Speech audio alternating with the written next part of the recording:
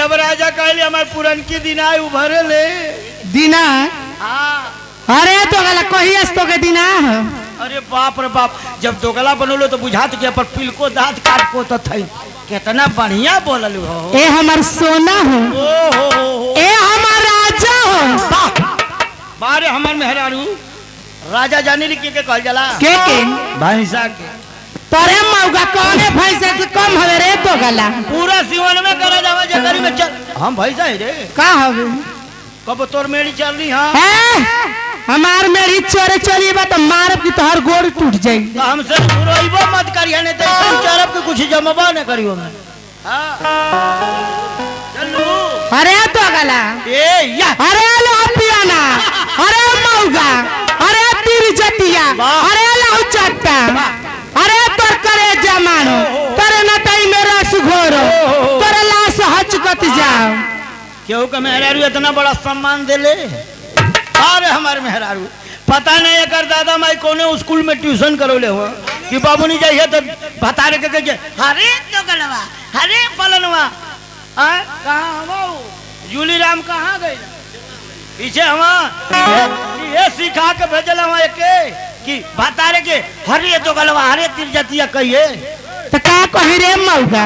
अरे महावीरवा वाले, अरे महावीरवा का दमदा का कही रे तो गला। तोर देखले ना है रे मौगा, तोर देखले ना है रे लहु चट्टा।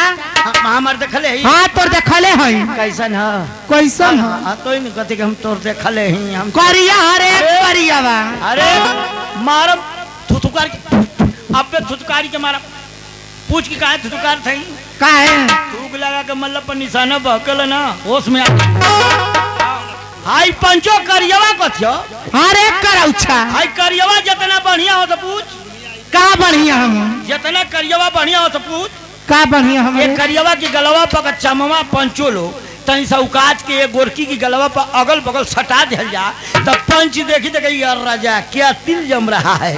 हाँ एक गोर की तोर गोर का चमवा छोड़ा के कहीं एक करियवा पर अगल बगल सटा दिया जा तो पंच देखी तो कही सारे के चरक हो गए घर में बिया हुआ ना हो। यही से कहिला कि काला काला मत कहो काला जग में आला है और काली पुतली काला सुरमा आंख में रहने वाला है। जल्दी गोर की है पर चढ़ तो चढ़ दे उतार दे है पे चढ़ा लेवे है पर हमारे ऐसा लगी नून पड़ी गयल गाड़ी हरदी लग गई तू बतिया वाला हो चट्टू। ओहो हमारी ऐसा न कि ऐसा भैंस के रख। अरे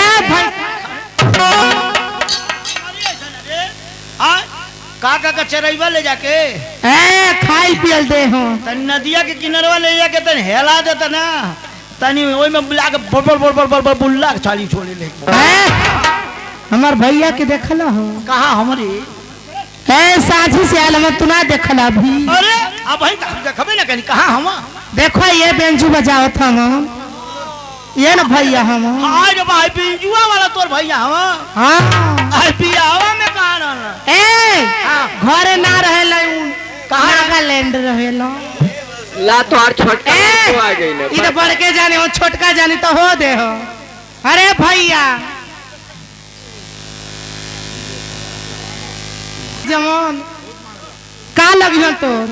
हां तोर का लगी हो आई। हां तोर जीजा जवन हमन न हां का लगी हो सारा लगी ए ई दोगलवा रोज पी के आवत है रोज हमके मारत है। ये हनिया तनी हनिया हंसी का गजब कर। अरे सार कोनो मसगूड़ा लेके रखियो मल लेता भाई तनी साफ हो जाता तो के काली झिठोरी के दतुआने को देई रगड़बे सगरी दर्दिया हट जाई है ना झिठोरी के ना लेबा ताई कोलगेट वाले ला तनी से मंजन का ले एकदम साफ हो जाए। ए भैया आई दोगला रोज पी के आवत है रोज हमके मारत है रोज गरियावत है आप पिछली जमीनिया बेच देले हो।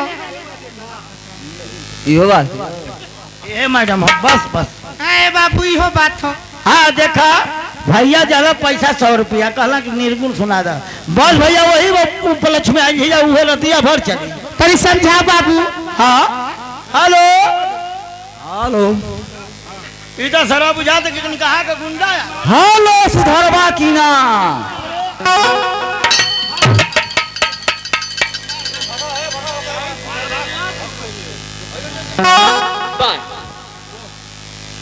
कहले कि एगो पहले से पागल एगो सारा हिदई से चले आले। हाँ अरे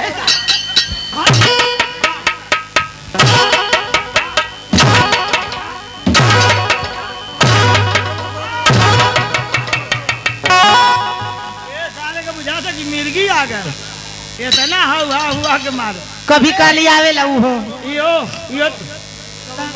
सुना तो हम मरवावली वही तरह अपन भावा से। ए हमार सोना हो, ए हमार राजा हो। अरे फिर हिनियो का चालू कैलस रे। I love you. अरे बाप रे बाप। अरे छोड़िए गाना काहे दो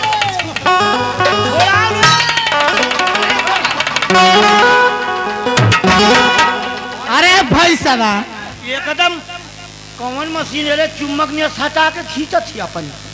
आई ओ बा गाय ले लू गाय हम यहाँ गाय भैंस लेवे आले। अरे कहले गाना गा ले लू तो गाना कहा हो गा ले इतनी टाप खगाबो। हाँ इतनी टाप खगाबो कि आई जितना जनता हगल के गोबर हो जा मन दोनों गोईठा हो जाए। दोनों में हरारू रिसिया भक्त चूल्ही में ठेल दे अजर के राखी हो जाए जा सवेरे पेड़ी वाला खेत में फेंक दे चल कोई में खूब हरियरी फैलावल जा। हेलो